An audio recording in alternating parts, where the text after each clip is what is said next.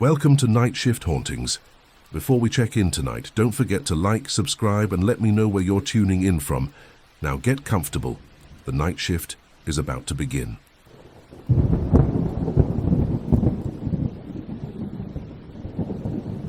The zipper stuck halfway down, metal teeth catching on something I couldn't see.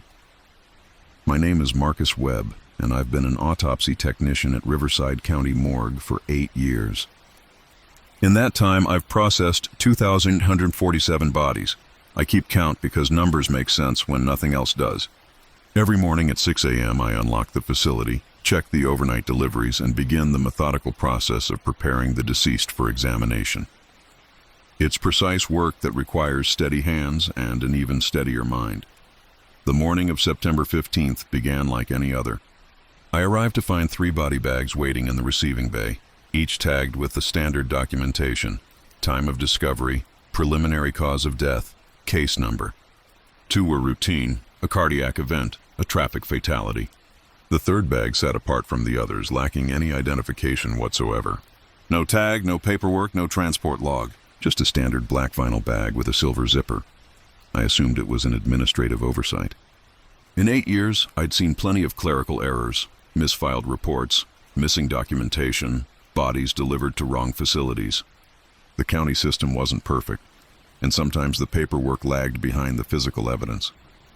I made a note to follow up with dispatch and moved the unidentified bag to Cold Storage Unit 7. 3 days passed before I had time to address the mystery bag. The weekend had brought a vehicle collision involving 4 fatalities, keeping me occupied with priority cases. When I finally rolled the bag from storage, I noticed something odd. It felt lighter than when I'd first handled it. Bodies don't lose weight in cold storage. If anything, they retain mass as decomposition slows. I dismissed the observation as fatigue from the demanding weekend. The zipper resisted my initial attempt to open it, catching somewhere near the midpoint. I applied gentle pressure, working the mechanism slowly to avoid damaging whatever lay inside. When it finally gave way, the bag opened to reveal nothing. Empty black vinyl stretched before me, pristine and clean. No body, no trace of ever having contained one. Even the characteristic smell of the morgue, that mixture of disinfectant and decay, was absent from the bag's interior. I stared at the empty space for several minutes, trying to rationalize what I was seeing. Perhaps someone had already processed the body and returned an empty bag to storage. But that made no sense. We had protocols for disposal and documentation. Empty bags went to laundry services, not cold storage. I checked the log sheets again, confirming that no one else had accessed Unit 7 over the weekend. That afternoon, I mentioned the incident to Dr. Patricia Holbrook, our chief medical examiner. She listened with the patient attention she gave all operational concerns, then suggested I double-check the receiving logs for any bodies transferred to other facilities. It was sound advice, and I spent an hour reviewing transport records. Nothing. No transfers. No emergency relocations. No bodies moved from our facility in the past week. Over the following days, I found myself returning to Storage Unit 7 repeatedly. The empty bag remained exactly as I'd left it, but something about the space felt different. The temperature seemed a degree or two warmer than the adjacent units. The fluorescent light above flickered intermittently, though maintenance had replaced the bulb just months earlier. Most disturbing was the silence, a peculiar quality of quiet that seemed to absorb sound rather than simply lack it. On Thursday morning, I discovered the bag was no longer empty. A body lay inside, partially visible through the opened zipper. Adult male, approximate age 45, wearing a blue hospital gown. I felt a moment of relief. Clearly, someone had processed a delivery during the night shift and stored the body in Unit 7. But when I checked the overnight logs, there were no new arrivals. No documentation of any deliveries or transfers. I opened the bag fully, expecting to find standard identification procedures had been followed. Instead, I found a body bearing no tags, no tow cards, no marking system whatsoever. The man's features were unremarkable. Average height and build, graying hair, no visible trauma or identifying marks. His skin had the waxy pallor typical of recent death, but something felt wrong about the presentation. The body seemed too perfectly preserved, too carefully positioned. When I returned after lunch, the bag was empty again. This pattern continued for 2 weeks. Each morning I would find either an empty bag or a body. Never the same body twice, but always unidentified, always perfectly preserved, always gone by afternoon. I began photographing the contents, documenting each discovery. The images showed what I remembered: various individuals of different ages and backgrounds, all wearing hospital gowns, all unmarked by any identification system. But when I reviewed the photographs, they showed only empty bags. I stopped mentioning the incidents to colleagues. Dr. Holbrook had begun looking at me with the careful attention reserved for staff members showing signs of stress. The night security guard, Thomas Kane, reported nothing unusual in his rounds. The cleaning crew found no evidence of unauthorized access to Storage Unit 7. According to every official record, nothing out of the ordinary was happening. Yet each morning brought new discoveries. Bodies that shouldn't exist, documented in logs that remained blank, photographed on cameras that captured only empty space. I began arriving earlier, staying later, hoping to witness the transition between empty bag and occupied one. But the changes occurred only when I wasn't watching, as if my observation somehow prevented whatever process was taking place. 3 weeks after the first incident, I opened the bag to find myself looking down at my own face. The body wore my features, my build, even the small scar above my left eyebrow from a childhood accident. But this version of me appeared older, more worn, with gray threading through hair that should have been brown. The hospital gown bore a date embroidered in small letters, September 15th, the same day I'd first encountered the empty bag. I reached out to touch the face, and my hand passed through empty air. That afternoon, I submitted my resignation to Dr. Holbrook, citing personal reasons. She accepted it with the same professional courtesy she'd shown throughout my employment, making no mention of my recent erratic behavior or the numerous requests I'd made regarding Storage Unit 7. As I cleaned out my locker, I found an employee badge I didn't remember receiving, a backup card issued on September 15th. According to the date stamp, the photograph on the badge showed an older version of myself, gray-haired and tired-looking, wearing the same expression I'd seen on the body in the bag. I left Riverside County Morgue that evening, but I sometimes wonder about the new technician who took my position.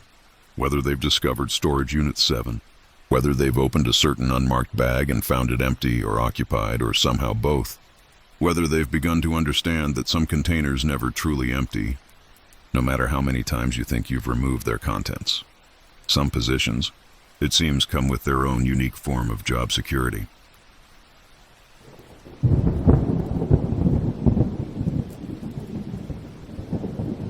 She was sitting at my kitchen table, still wearing the same floral dress she'd died in, asking if I took cream with my coffee.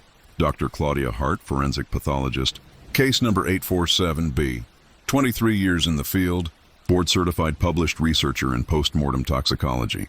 I've built my career on the principle that the dead tell their stories through evidence, tissue samples, blood work, cellular analysis.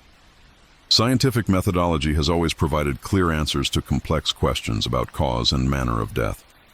Until Eleanor Matsumoto changed everything. Mrs. Matsumoto arrived at our facility on October 3rd, a 74-year-old woman found deceased in her apartment by concerned neighbors. Initial examination suggested natural causes, no trauma, no obvious signs of foul play.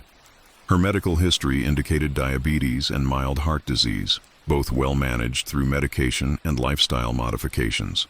The case appeared routine, requiring only standard autopsy procedures to confirm cause of death for insurance purposes. I began her examination the following morning, following established protocols. External inspection revealed no unusual findings. Well-maintained appearance, appropriate clothing, no defensive wounds or signs of struggle. Her apartment had been clean and organized when discovered, suggesting no sudden distress or emergency situation. Everything pointed to a peaceful death, likely cardiac in nature. The toxicology screen came back clean except for therapeutic levels of prescribed medications. Tissue samples showed expected age-related changes, but nothing indicative of acute disease processes. Her heart exhibited mild coronary artery disease, insufficient to cause sudden death but consistent with her medical history. By all scientific measures, Eleanor Matsumoto had died of natural causes, probably in her sleep. I completed my report that evening and filed the case as resolved. Standard procedure called for a 10-day hold before releasing the body to family services. but I expected no complications. Mrs. Matsumoto's death was thoroughly documented, properly investigated, and clearly explained through medical evidence. That night, I dreamed of her for the first time. In the dream, she sat across from me in what appeared to be her living room, based on details I'd seen in the crime scene photographs. The space was neat and comfortable, filled with houseplants and family pictures. Mrs. Matsumoto looked exactly as she had in life, alert, well-dressed, wearing the same floral print dress we'd found her in. She spoke about her garden, describing the tomatoes she'd been growing and her concerns about the upcoming frost. The conversation felt perfectly normal until she mentioned that she'd heard me talking about her heart during the examination. She wanted me to know that her chest hadn't hurt when she died. There had been no pain, no struggle, just a gradual sense of drifting away while watching the late news. She seemed concerned that I might have the wrong impression about her final moments. I woke with complete clarity about every detail of the dream. As a pathologist, I was familiar with the psychological effects of working closely with the deceased. Vivid dreams, emotional processing, unconscious integration of case details. The mind often created elaborate scenarios as a way of organizing professional experiences. I noted the dream in my personal journal and continued with my regular schedule. The second dream occurred 2 nights later. Mrs. Matsumoto was in my office this time, sitting in the chair normally reserved for family members during consultation meetings. She wanted to discuss her medication schedule, explaining that she'd been very careful about taking her pills at the correct times. The insulin had been properly refrigerated, the heart medication taken with meals as prescribed. She seemed worried that I might think she'd been careless about her health. This time, she mentioned specific details that hadn't been in any report: the brand name of her insulin, the exact timing of her doses, the way she organized her pills in a weekly dispenser. When I checked her medical records the next morning, every detail was accurate. Information I hadn't reviewed during the initial examination, facts buried in pharmacy records and physician notes I'd never seen.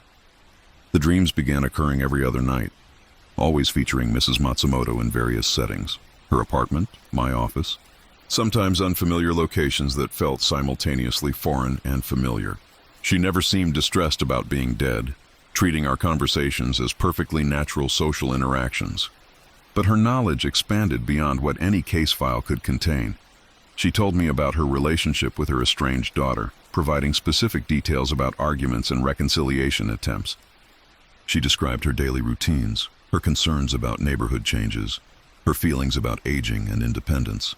Most disturbing, she began referencing conversations with other deceased individuals I'd examined over the years. "Mrs. Patterson says you were very gentle with her," she mentioned during one dream. "She appreciated that you were careful with her jewelry before the examination.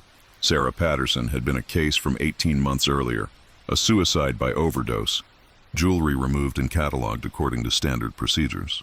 But I'd never mentioned Mrs. Patterson's jewelry to anyone, and certainly hadn't discussed my handling techniques with family members." The detail was accurate, but impossibly obscure. As the dreams continued, Mrs. Matsumoto began sharing information about my own life that no deceased person should possess. She knew about my divorce proceedings, my concerns about my teenage daughter's academic performance, my recent diagnosis of early-stage hypertension, personal details I'd shared with no one at work, private matters completely unrelated to any professional interaction. "You should call Rebecca," she advised during one particularly vivid dream. "She's having trouble with that boy at school, but she doesn't want to worry you." Rebecca was my daughter. The boy was Kevin Martinez, a classmate who'd been sending her inappropriate text messages.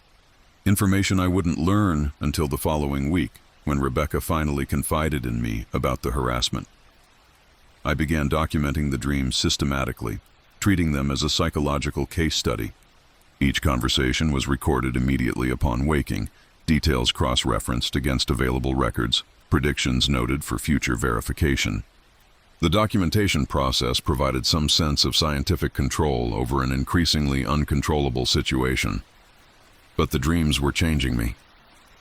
I found myself more attuned to subtle details during examinations, noticing things that seemed irrelevant to cause of death but might matter to the deceased person's sense of dignity or identity. I began speaking to bodies during procedures, explaining what I was doing and why, offering reassurance about the process. Colleagues noticed the changes. Dr. Martinez mentioned that I seemed more emotionally invested in cases lately. The morgue technicians commented on my increased attention to detail and respectful handling of remains. Nobody questioned the improvements in my work, but several people expressed concern about my stress levels and sleep patterns.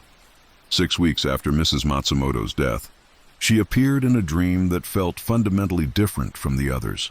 This time, we were in the autopsy suite, and she was lying on the examination table, fully clothed and alert. She thanked me for the care I'd shown during her examination and for listening to her concerns about dying. "Most people stop listening when we stop breathing," she said, "but you've been paying attention. That matters more than you know." She explained that death wasn't the end of consciousness, just a change in how consciousness operated. The deceased remained aware of what happened to their bodies, grateful for respectful treatment, distressed by careless handling. My willingness to engage with her after death had created an unusual communication pathway, one that might extend to other cases if I remained open to the possibility. "There are others who want to talk," she said. "People whose deaths weren't as peaceful as mine. They have things to say about what really happened to them." I woke from that dream knowing it would be the last time I spoke with Mrs. Matsumoto, but I also knew it wouldn't be the last time I communicated with the deceased.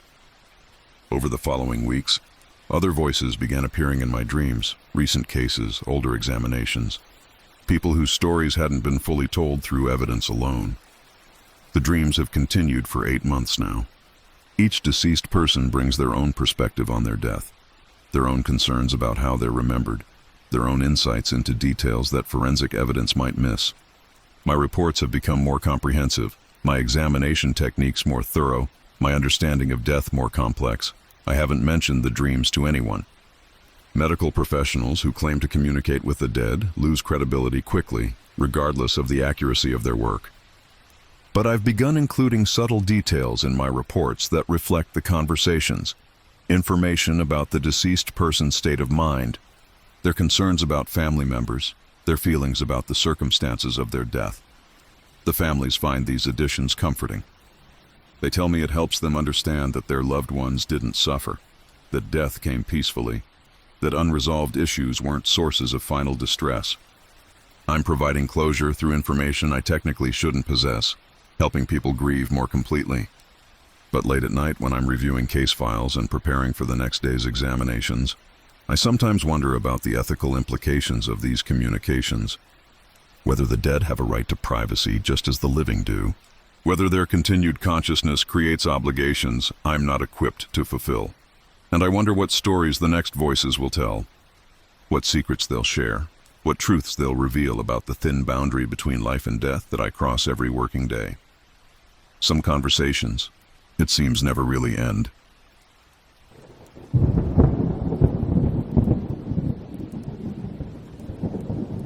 The fingers were too long, joints bending in directions that human anatomy simply doesn't allow. Edward Gray, certified laboratory technician, 15 years of experience in forensic pathology support. My responsibilities include tissue sample preparation, equipment maintenance, and preliminary examination assistance. I've processed thousands of specimens, documented countless abnormalities, and maintained detailed records of unusual findings. In 15 years, I've learned that human anatomy, while following general patterns, displays remarkable variation. But variation follows rules. Biological systems may adapt, but they don't violate fundamental structural principles. The first body arrived on November 8th, tagged as case number 1247A, adult male, age approximately 35, discovered in an industrial area near the old textile district. Preliminary cause of death appeared to be exposure, though the investigating officers noted several unusual physical characteristics that warranted closer examination. When I first saw the body, I understood their concern. The man's proportions were subtly wrong. Arms that seemed too long for his torso, fingers that extended beyond normal parameters, facial features that appeared compressed horizontally while being stretched vertically. Nothing dramatic enough to suggest genetic syndrome or developmental disorder, but sufficient to create an unsettling overall impression. I began the standard preliminary examination. measuring limb lengths and documenting unusual findings. The man's arm span exceeded his height by 12 inches, well beyond normal variation. His fingers were elongated to such a degree that they appeared almost spider-like, with additional joints that allowed for an unnatural range of motion. The face showed similar distortions, eyes positioned slightly too far apart, jaw structure that seemed compressed in one direction and extended in another. Most disturbing were the spine measurements. The vertebral column contained 37 individual vertebrae instead of the normal 33, creating a torso that was proportionally too long for the pelvis. X-rays confirmed that these weren't simply additional ribs or developmental anomalies. The entire spine structure had been modified to accommodate extra segments. I documented everything meticulously, Photographing each abnormality from multiple angles. Dr. Washington, our supervising pathologist, reviewed the findings and agreed that this represented an extremely unusual case. He ordered additional testing, genetic analysis, developmental hormone screening, comprehensive toxicology workup. We needed to understand whether these deformities were congenital, acquired, or the result of some unknown environmental factor. 3 days later, case number 1249B arrived with similar characteristics. This time, the body was a woman in her 50s, found deceased in her apartment, under circumstances that suggested natural causes. But her physical presentation mirrored the previous case. Elongated limbs, additional spinal segments, facial features that had been stretched and compressed in unnatural ways. The similarities were too specific to be coincidental. I compared measurements between the two cases, finding disturbing parallels. Both bodies showed identical patterns of skeletal modification, the same additional vertebrae, the same joint adaptations, the same proportional changes to facial structure. It was as if some systematic process had altered their anatomy according to a specific template. Dr. Washington ordered immediate isolation protocols for both bodies. If we were dealing with some form of transmissible condition, biological, chemical, or environmental, we needed to prevent further exposure. The facility was placed under limited access restrictions while we investigated the nature of these modifications. Over the following week, 4 more bodies arrived with identical deformities. The pattern was becoming undeniable. Each case showed the same specific anatomical changes, regardless of age, gender, or apparent cause of death. All had elongated limbs, modified spinal structures, and facial distortions that followed the same basic parameters. The modifications appeared to be systematic rather than random, suggesting some underlying cause that affected multiple individuals in the same way. But the most disturbing discovery came when I reviewed our recent case files. Bodies that I had examined and documented over the past month were showing changes in their storage conditions. When I re-examined case number 1198, routine traffic fatality from 3 weeks earlier, I found that the body now displayed the same elongated proportions I'd been documenting in recent arrivals. I checked my original measurements against current observations. The body's arm span had increased by 8 inches. Additional vertebrae had somehow appeared in the spinal column. Facial features showed the same systematic distortions I'd noted in the other cases. But my original documentation showed normal human proportions with no unusual findings. Either my measurement techniques had been systematically flawed, or these bodies were changing after death. I began conducting daily measurements on all remains in storage, documenting any changes in proportion or structure. The modifications were gradual but consistent. Bodies were literally being reshaped according to the same template I'd observed in the recent cases. Limbs were extending, spines were adding segments, faces were being stretched and compressed in predictable patterns. The changes occurred only during overnight hours when the facility was closed. During business hours, the bodies remained stable, showing no signs of active modification. But each morning brought new measurements that deviated further from original documentation. It was as if some process activated only in darkness, systematically altering the deceased according to unknown parameters. I installed motion-activated cameras in the storage areas, hoping to document whatever was causing these changes. The footage showed empty corridors, motionless bodies, normal facility operations. But the timestamp data revealed gaps, periods where the cameras recorded nothing, as if several hours had simply been removed from the timeline. Dr. Washington initially dismissed my findings as measurement error or documentation mistakes. But when he conducted his own examination of previously processed cases, he confirmed the modifications. Bodies that had been normal at time of death were displaying the same systematic deformities I'd been tracking in recent arrivals. We expanded our investigation to include bodies from previous months, reviewing stored remains that had been held for various legal or family reasons. The pattern extended backward through our records. Every body in long-term storage showed evidence of the same gradual modifications. Spines were being extended, limbs were being stretched. Faces were being reshaped according to the same unnatural template. The realization was inescapable. Every deceased person who spent more than 2 weeks in our facility eventually developed these deformities. But the changes weren't limited to the deceased. I began noticing subtle alterations in my own reflection. A slight extension in arm length, a minimal stretching of facial features, proportions that seemed subtly different from what I remembered. When I measured myself against documentation from my employment physical, the differences were undeniable. My colleagues were experiencing similar changes. Dr. Washington's face showed the same horizontal compression and vertical stretching I'd documented in the bodies. The night security guard mentioned that his uniform sleeves seemed shorter lately, his pants legs riding higher than normal. Everyone who worked in the facility was being systematically modified. Though the changes were so gradual, we hadn't initially noticed them. I submitted tissue samples from affected bodies for analysis, hoping to understand the mechanism behind these modifications. The results showed cellular structures that appeared normal under standard examination, but exhibited unusual properties under electron microscopy. The cells seemed to be reorganizing themselves according to an external template, reshaping tissue and bone structure in response to some unknown signal.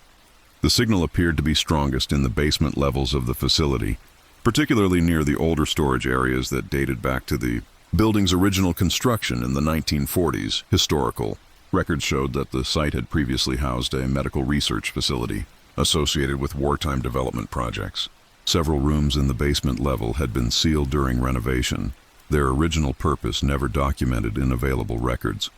When we gained access to these sealed areas, we found equipment that belonged to no medical discipline I recognized. Devices that seemed designed to measure and modify biological structures, apparatus that could have been used to systematically alter human anatomy. The equipment was old but appeared functional, with indicator lights that suggested active power sources. In the center of the largest sealed room, we found detailed architectural drawings that matched the deformities I'd been documenting. Blueprints for human modification, specifications for systematic anatomical changes, protocols for gradual transformation of biological structures. The papers were dated 1943 and signed by researchers whose names had been redacted. From all official records, we sealed the basement areas and began discussions about relocating the morgue to another facility, but I suspect the modifications will continue regardless of location. The changes seem to be irreversible, and we've all been exposed for too long. My proportions continue to shift daily. My colleagues show increasing signs of systematic alteration, and the bodies in our care serve as templates for whatever we're all becoming. Some research projects, it seems, never officially end. They just continue their work through whatever subjects they can find.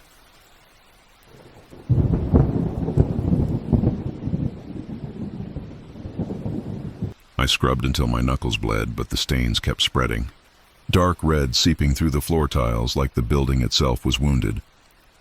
My name is Janet Phillips, and I've been the night custodial supervisor at Metropolitan Forensic Center for 12 years. I arrive at 10 p.m. when the day staff finishes their procedures, and I work until 6 a.m. ensuring that every surface is sanitized, every instrument is properly cleaned, and every room meets the strict hygiene standards required for forensic pathology work. The job requires attention to detail and strong stomach. Blood, tissue, chemical preservatives. I've cleaned substances that would send most people running. But after 12 years, nothing surprises me anymore. Every stain has a source. Every mess has a solution. Every problem can be resolved with the right combination of chemicals and determination. At least, that's what I believed until December 3rd. I was conducting my routine cleaning of Autopsy Suite C, which had processed 2 cases that day, a vehicular fatality and an elderly woman who died of natural causes. Standard procedures call for immediate cleanup between cases, so most of the visible contamination had already been addressed by the day shift. My job was to perform the deep sanitization that ensures complete sterility. The suite appeared normal when I entered. Equipment had been properly cleaned and stored, surfaces had been wiped down with appropriate disinfectants, and the drainage systems had been flushed according to protocol. But when I began mopping the floor with industrial-strength sanitizer, I noticed an irregular stain near the main examination table. The stain was roughly circular, approximately 8 inches in diameter, with jagged edges that suggested liquid had been splashed rather than poured. The color was dark red-brown, consistent with dried blood, but the location didn't correspond to either of the day's procedures. Both autopsies had been conducted with standard containment measures, and the cleanup reports showed no mention of floor contamination. I applied concentrated bleach solution directly to the stain, allowing it to soak for the recommended contact time. Bleach eliminates organic material at the molecular level, breaking down proteins and cellular structures until no trace remains. After 15 minutes, I scrubbed the area with a stiff brush, expecting the stain to dissolve and rinse away. Instead, it appeared darker. I repeated the process with stronger chemicals, hydrogen peroxide, enzymatic cleaners, industrial degreasers designed for biological contamination. Each treatment seemed to make the stain more pronounced rather than less. The edges became sharper, the color more vivid, as if the cleaning process was somehow feeding whatever had created the mark. After 2 hours of intensive effort, I documented the issue in my maintenance log and moved on to other areas. Some stains require multiple treatments over several nights, and I assumed this was simply a case of deeply absorbed material that would respond to persistent attention. The next night, the stain had spread. What had been an 8-inch circle was now roughly 10 inches in diameter, with additional satellite marks appearing in a pattern that seemed almost deliberate. The color had changed as well, from dark red-brown to a brighter crimson that appeared wet despite the absence of any liquid source. I checked the day shift reports for any incidents that might explain the expansion. No unusual procedures, no spills or accidents, no deviations from standard protocol. The suite had processed one routine case, a suicide by overdose that required only basic examination techniques. Nothing that would create floor contamination, certainly nothing that would explain an expanding stain pattern. I contacted my supervisor, Maria Santos, and reported the situation. She reviewed my documentation and agreed that the stain represented an unusual maintenance challenge.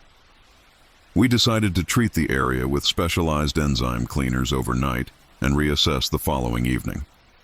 When I returned on December 5th, I found that the stain had not only expanded but had developed a complex branching pattern.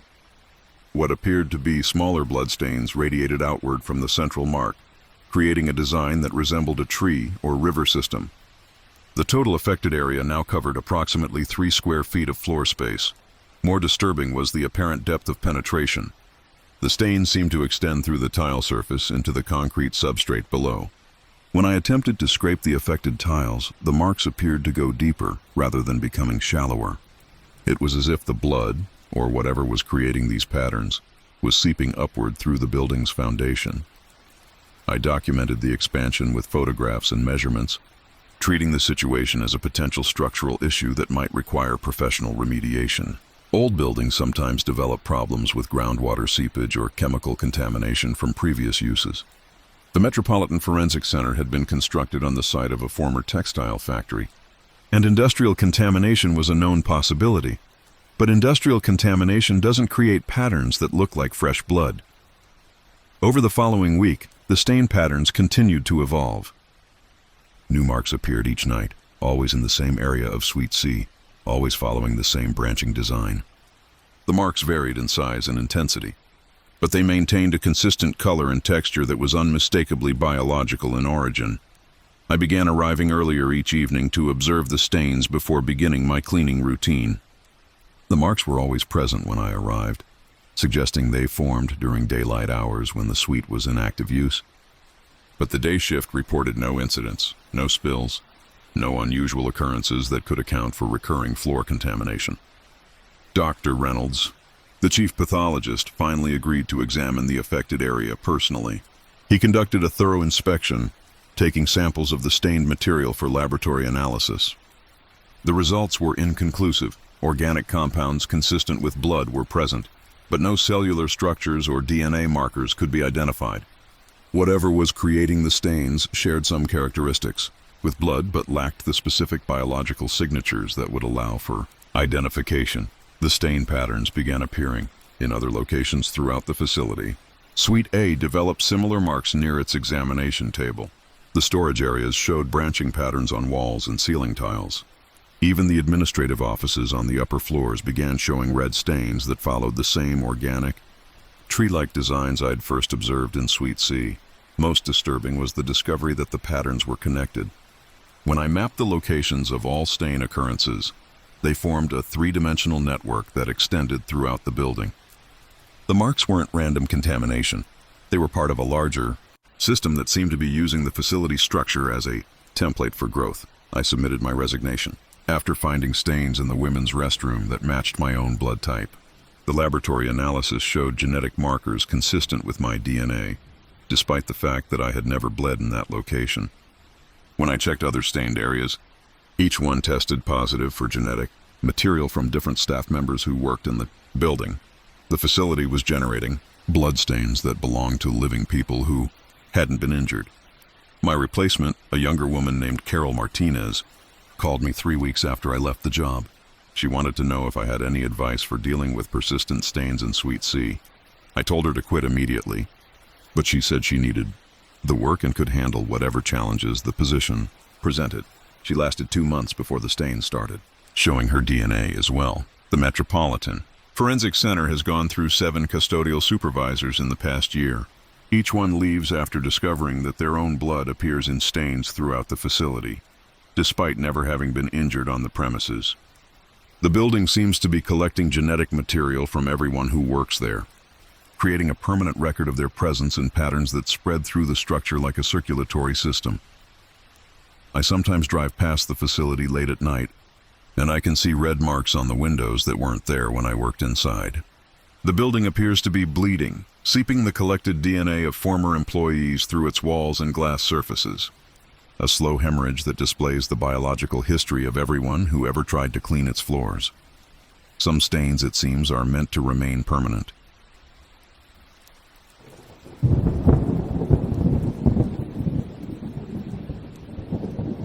The file was dated 1962, but our facility wasn't built until 1974. Dr. Amanda Richardson, Chief Medical Examiner, State Forensic Laboratory, Division 7. I've held this position for 6 years, overseeing autopsy procedures, maintaining case documentation, and ensuring compliance with state regulations regarding death investigation. My office contains filing systems that date back to the facility's opening in 1974, organized chronologically and cross-referenced by case type, cause of death, and investigating agency. Every case has a place in this system. Every file has a logical position within our comprehensive record-keeping structure. In 6 years of managing these archives, I've never encountered documentation that didn't fit our established organizational framework until I found the file marked Doe, John, case number 001. I discovered it while reorganizing storage cabinets in the basement level, conducting an annual review of archived materials. The file was misfiled between cases from 1987 and 1988, a manila folder that appeared significantly older than the surrounding documentation. The paper had yellowed with age. The typeface was from an older era, and the case number didn't match our coding system. The cover sheet indicated that John Doe, case 301, had been received on March 15, 1962, age approximately 45, discovered deceased in the basement of a building scheduled for demolition. Cause of death listed as undetermined pending further investigation. The file was signed by Dr. Harold Whitman, medical examiner, with instructions to hold the body indefinitely pending identification, but our facility hadn't existed in 1962. The State Forensic Laboratory was constructed between 1973 and 1974 on land that had previously housed a small residential neighborhood. Before construction began, all existing structures were demolished and the land was cleared for our current building. There was no medical facility at this location in 1962. I reviewed the building's construction records, confirming the timeline. Ground was broken in January 1973. Foundation work was completed by summer. and the facility opened for operations in March 1974. The first official case processed was a traffic fatality designated as Case number 74001, following our standard numbering system that incorporates the year of processing. Yet, the file in my hands predated our existence by 12 years. The documentation within the folder was comprehensive and professional. Preliminary examination notes described standard autopsy procedures, detailed measurements, and systematic observation of the deceased. Dr. Whitman's handwriting was precise and methodical, recording findings with the thoroughness expected of experienced forensic pathology work. But the described examination room matched the layout of our current autopsy suite A with uncanny accuracy. Room dimensions, equipment placement, ventilation system specifications, every detail corresponded to our existing facility design. Either Dr. Whitman had worked in a room that was architecturally identical to our current suite, or he had somehow examined this body in our building before it was built. I researched Dr. Harold Whitman through medical board records and professional databases. No physician by that name had ever been licensed in our state. No medical examiner with those credentials had worked in our region during the 1960s. According to all available records, Dr. Harold Whitman had never existed. The file included X-ray films that showed the skeletal structure of John Doe's remains.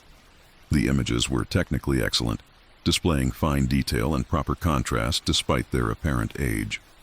But the X-ray equipment described in the documentation was a model that hadn't been manufactured until 1978, 4 years after our facility opened, 16 years after the alleged examination date. Most disturbing was the autopsy photograph section. The images showed a middle-aged man lying on an examination table in a room that was unmistakably our current Suite A. Same tile pattern, same lighting fixtures, same equipment configuration. But the photographs were stamped with the date March 15, 1962, and showed wear patterns consistent with decades-old processing. I compared the photographs to recent images of Suite A, finding perfect matches in every architectural detail. The room hadn't been remodeled since construction, so any similarities might be explained by coincidence. But these weren't similar rooms. They were identical, down to the placement of electrical outlets and the pattern of wear on the floor tiles. The toxicology section of the file referenced analysis conducted by the State Crime Lab, Division 7, our own laboratory designation. The report was signed by Dr. Margaret Foster, forensic toxicologist, with results indicating the presence of an unknown compound in the deceased's blood and tissue samples. Dr. Foster had recommended further investigation but noted that available analytical techniques were insufficient to identify the substance. Checked our employment records.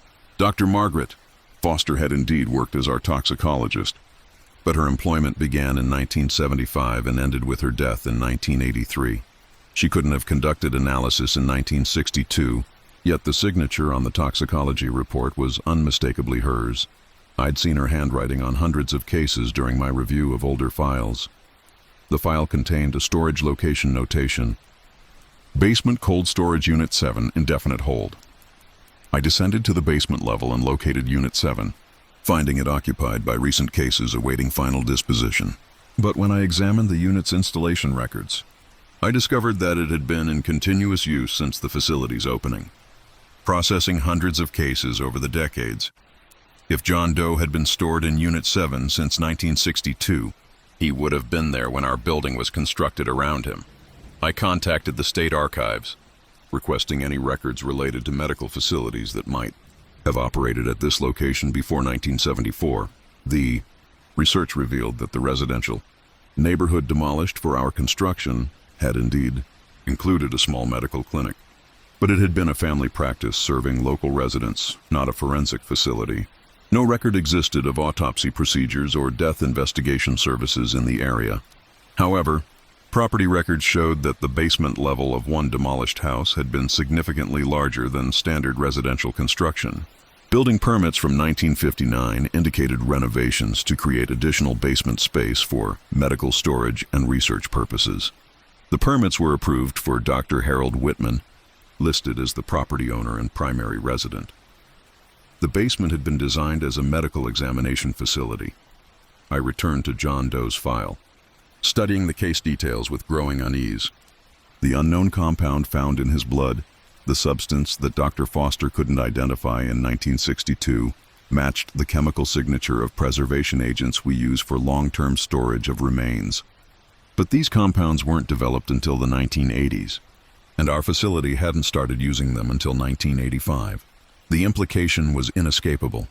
John Doe had been preserved using chemicals that wouldn't exist for another 20 years. I accessed our current storage database, searching for any remains that might correspond to the 1962 case.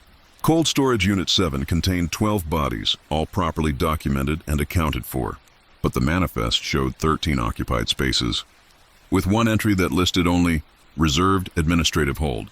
When I physically examined Unit 7, I found 12 visible body bags in one empty space that was somehow colder than the surrounding areas. The temperature differential was subtle but unmistakable, a pocket of air that remained consistently below freezing despite the absence of any visible remains. I placed a thermometer in the empty space, monitoring the temperature over several days. The readings consistently showed conditions appropriate for body preservation, as if the space continued to serve its intended function despite being unoccupied. More disturbing was the gradual formation of condensation patterns that suggested the outline of a human form. The condensation appeared each morning, always in the same configuration, displaying the approximate size and shape of an adult male. By afternoon, the patterns would fade, but they returned nightly with remarkable consistency. It was as if Unit 7 was maintaining storage conditions for a body that existed only as a temperature differential and moisture displacement. I've continued managing the facility's operations, but I now understand that our building serves dual purposes. We process current cases according to established procedures, but we also maintain continuity with investigations that began before our official existence. The basement level retains memory of its previous function, preserving cases that transcend normal bureaucratic timelines. John Doe's file remains in my personal custody, along with growing documentation of similar cases, bodies that were examined before our facility existed, investigations conducted by physicians who never lived, evidence preserved using techniques that hadn't been invented. A parallel system of death investigation that operates according to its own chronology. I've stopped questioning the logical inconsistencies. Some cases exist outside normal temporal boundaries, requiring preservation methods that extend beyond conventional understanding of time and space. Our facility inherited responsibilities that predated its construction, obligations to the deceased that cannot be fulfilled through standard administrative procedures. The building remembers its purpose, even when that purpose began before the building existed. Some investigations, it seems, are larger than the institutions that conduct them.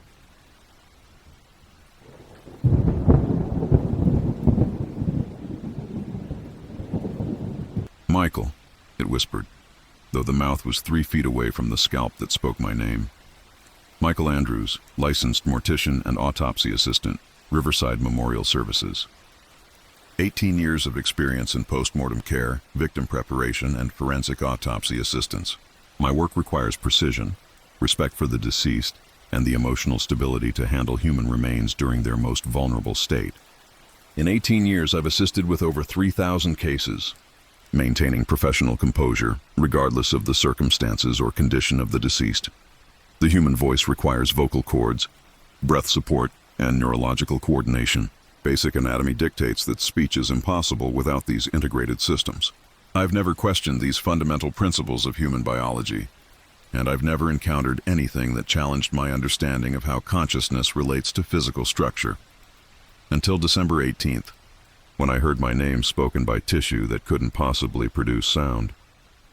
The case arrived as a routine traffic fatality, a motorcyclist who had collided with a semi-truck at highway speeds. The impact had caused severe trauma, requiring careful reconstruction work before the body could be presented to family members. Dr. Patricia Chen had requested my assistance with the preliminary examination, as complex trauma cases often require additional technical support. The victim was identified as Robert Kellman, age 38, employed as a construction supervisor for a local contracting company. He had been riding his motorcycle home from work when the accident occurred, apparently the result of mechanical failure that caused him to lose control. The investigating officers found no evidence of alcohol, drugs, or reckless driving. Simply a tragic accident involving equipment failure and unfortunate timing. When I first saw the body, I understood why Dr. Chen had requested assistance. The trauma was extensive, requiring systematic documentation before any reconstruction work could begin. The victim's head had sustained multiple fractures, and portions of the scalp had been separated from the underlying skull structure. Standard procedure called for careful cataloging of all tissue fragments before beginning the reconstruction process. I began with the scalp tissue, measuring and photographing each section before attempting to determine the original anatomical relationships. The largest piece was roughly 6 inches square, containing hairline and facial features that would be crucial for proper reconstruction. The tissue was in remarkably good condition considering the severity of the trauma, showing minimal signs of cellular damage or decomposition. I was arranging the scalp tissue on the examination tray when I heard someone call my name. Michael.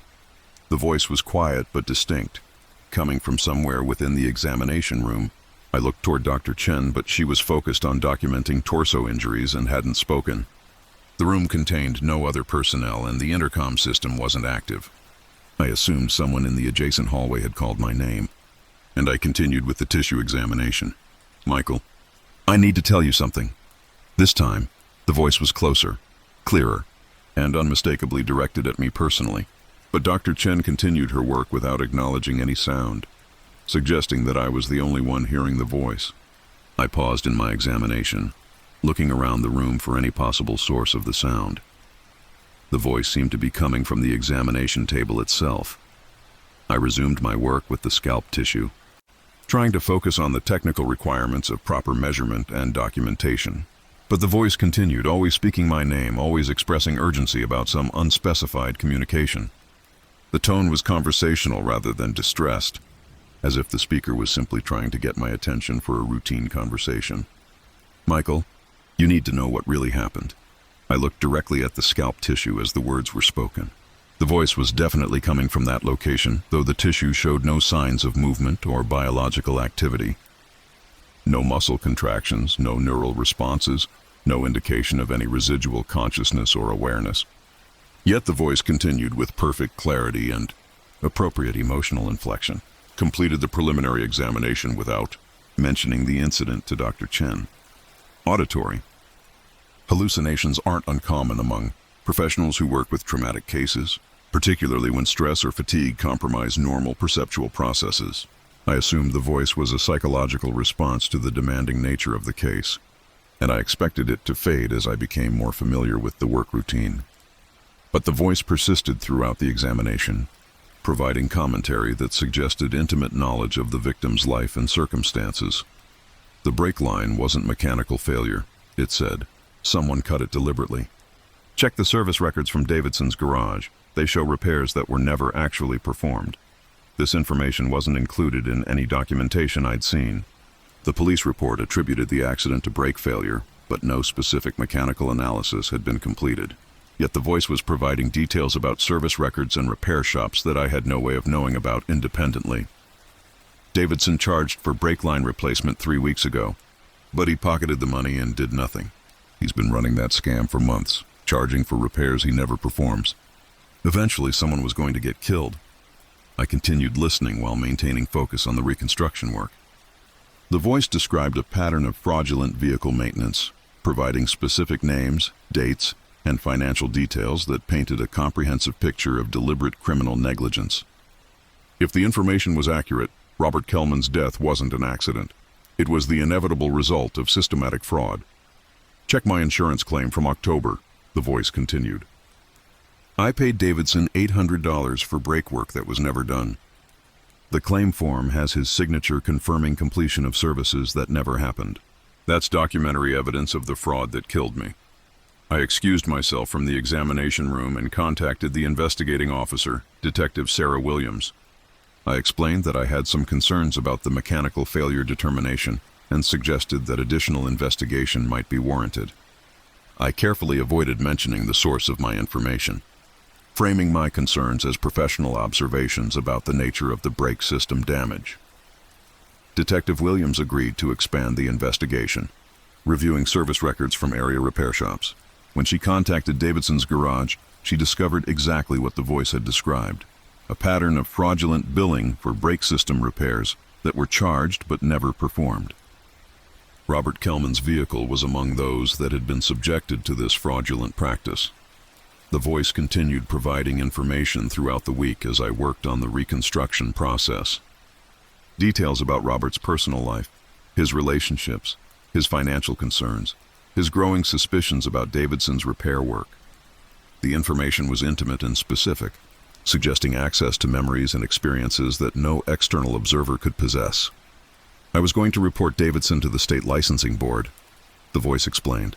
I had documentation showing the pattern of fraud, evidence that could have shut down his operation. That's why he made sure the brake line was completely severed rather than just damaged. He needed to guarantee that I wouldn't survive to file the complaint. This suggested that Robert's death was intentional murder rather than negligent homicide. The voice described a confrontation with Davidson 2 days before the accident, during which Robert had threatened to expose the fraudulent repair scheme. Davidson had responded with promises to make things right, but instead had apparently ensured that Robert would never have the opportunity to follow through on his threats. Check. My home computer, the voice suggested. The files are in a folder called Legal Documents. Screenshots of fraudulent invoices, copies of canceled checks, correspondence with other victims. Everything needed to prove Davidson's criminal operation and his motive for killing me. I passed this information to Detective Williams, again without revealing my source. She obtained a search warrant for Robert's residence and found exactly what the voice had described: comprehensive documentation of Davidson's fraudulent practices, evidence that Robert had been preparing to file criminal complaints that would have destroyed Davidson's business and led to serious legal consequences. Davidson was arrested for first-degree murder. The investigation revealed that he had deliberately sabotaged brake systems on multiple vehicles, causing at least 3 other fatalities over the past 2 years. Robert Kelman had been his most recent victim, killed to prevent exposure of a criminal operation that had been generating hundreds of thousands of dollars in fraudulent revenue. But the voice didn't stop speaking after Davidson's arrest. If anything, it became more conversational, sharing observations about the investigation process and expressing satisfaction about the successful prosecution of his killer. I always wondered what it would be like to see my own funeral, it said. Strange perspective, watching people grieve for someone who's still conscious and aware. Death isn't what I expected. Consciousness continues, but the relationship to physical existence changes in ways that are difficult to explain. The voice began describing the experience of death from the deceased person's perspective. The moment of impact, the gradual separation of consciousness from physical sensation, the realization that awareness persisted despite the cessation of biological function. It was a detailed account of post-mortem consciousness that challenged every assumption I'd held about the nature of death and awareness. Most people who work with the dead don't realize we're still present, it explained. We're aware of what happens to our bodies, grateful for respectful treatment, distressed by careless handling. Your work matters more than you know. The dignity you provide during reconstruction helps us maintain connection to our identity, even after biological death. Over the following months, I began hearing voices from other cases, deceased individuals who wanted to communicate information about their deaths, their lives, their concerns about how they were being remembered. Each voice provided insights that proved accurate when investigated, helping to solve criminal cases, provide closure to families, and ensure that the deceased received appropriate recognition for their final contributions to justice. I've never mentioned these communications to colleagues. Medical professionals who claim to hear voices from the dead lose credibility quickly, regardless of the accuracy of the information provided. But I've learned to listen carefully to what the deceased want to tell me, and I've developed techniques for passing their information to appropriate authorities without revealing the source. The voices have taught me that death doesn't end consciousness, it simply changes how consciousness operates and communicates. The deceased remain aware, concerned about their families, interested in seeing justice done, grateful for the respect shown to their remains. They have stories to tell, information to share, insights that can help the living understand the truth about their deaths. Some conversations, it seems, become more important after one participant stops breathing.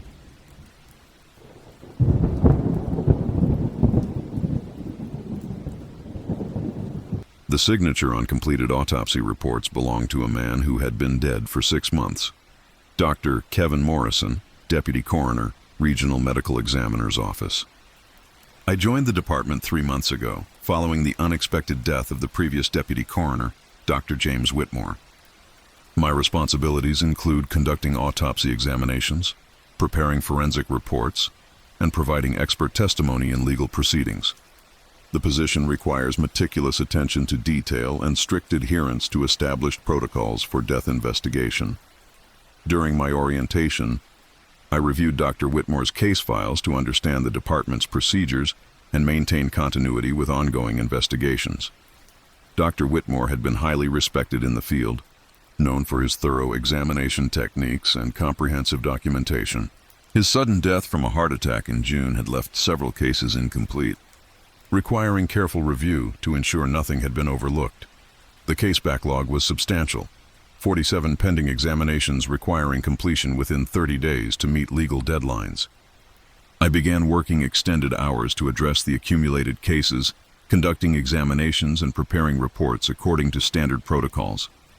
The work was demanding but straightforward, involving routine autopsy procedures and documentation that followed established departmental guidelines. But as I progressed through the backlog, I noticed inconsistencies in the completed reports. Several cases showed examination findings that I hadn't personally conducted. Bodies that I had processed showed evidence of additional procedures, tissue samples that had been taken, organ examinations that had been performed, documentation of findings that weren't in my notes. The work was professional and thorough, but it wasn't mine. Initially, I assumed that other staff members were assisting with the backlog during off hours. The department employed several part-time pathologists who occasionally provided support during busy periods. I made inquiries with the administrative staff, asking about scheduling arrangements that might explain the additional examination work. But according to the personnel records, I was the only pathologist who had been assigned to these cases. I began documenting the discrepancies systematically, comparing my original examination notes with the final reports that were being generated. The additional work was consistently high quality, following proper procedures and reaching conclusions that were supported by the evidence. But the handwriting in the additional notes wasn't mine, and the examination techniques showed subtle differences from my own approach. Most disturbing were the signatures on the completed reports. They were signed by Dr. James Whitmore, using the same handwriting and formatting that appeared in his pre-death case files. But Dr. Whitmore had died in June, and these reports were dated from August and September. I contacted the administrative supervisor, Helen Martinez, and requested a meeting to discuss the discrepancies. She reviewed my documentation with professional concern, acknowledging that the situation was unusual but suggesting that there might be a reasonable explanation. Perhaps Dr. Whitmore had completed more work before his death than had been initially documented, and the reports were just now being processed through the system. But the cases in question had arrived after Dr. Whitmore's death. Bodies that had been delivered to the facility in July, August, and September were showing examination findings attributed to a deceased pathologist. I decided to conduct overnight surveillance, remaining in the facility during off hours to observe any unauthorized personnel who might be conducting examinations. The building was secured after 6 p.m., with access limited to authorized staff using keycard entry systems. If someone was performing unauthorized autopsy work, they would have to enter the building during overnight hours. I positioned myself in the observation area overlooking examination room 3, where several of the questionable cases had been processed. The room was empty when I began my surveillance at 7 p.m., containing only the standard equipment and preparation materials. I settled in for what I expected to be a long, uneventful evening of watching an empty room. At 11:47 p.m., I observed someone entering examination room 3. The figure appeared to be a middle-aged man wearing standard surgical scrubs and protective equipment. He moved with the purposeful efficiency of an experienced pathologist, gathering instruments and preparing materials for an autopsy examination. The lighting in the room was dim, but his movements were clearly visible through the observation window. I descended to the examination level, intending to confront whoever was conducting unauthorized procedures. But when I entered room 3, I found it empty. No personnel, no evidence of recent activity, no indication that anyone had been in the space. The equipment remained exactly as I had left it, with no signs of preparation or use. I returned to the observation area and continued watching. At 12:23 a.m., the figure reappeared, this time wheeling a gurney containing a body bag.